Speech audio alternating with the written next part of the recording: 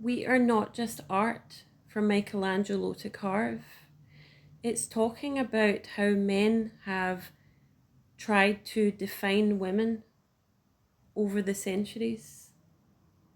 They've created roles for us and they've decided what's art, what is beautiful, and what is ugly, right? The Madonna and the whore.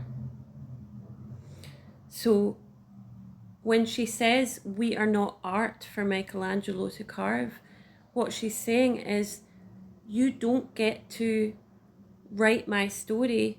You don't get to decide what's art. You don't get to decide what's beautiful. I will decide what's beautiful. I will decide what's important to me. You don't get to decide that. And then she says, you can't rewrite the aggro of my furied heart. So what she's saying is, there's a rage in me that's sacred.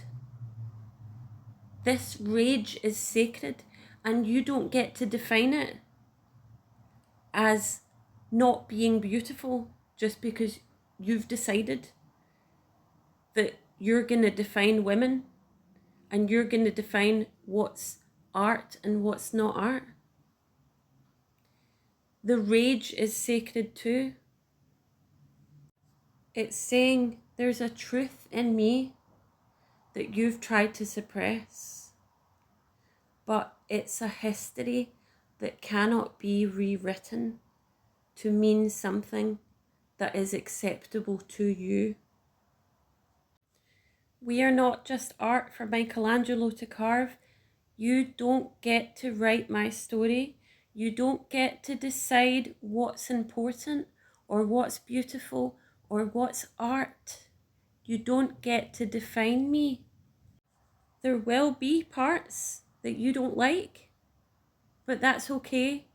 You don't get to rewrite them or decide that they should be written out or suppressed just because it's too difficult for you.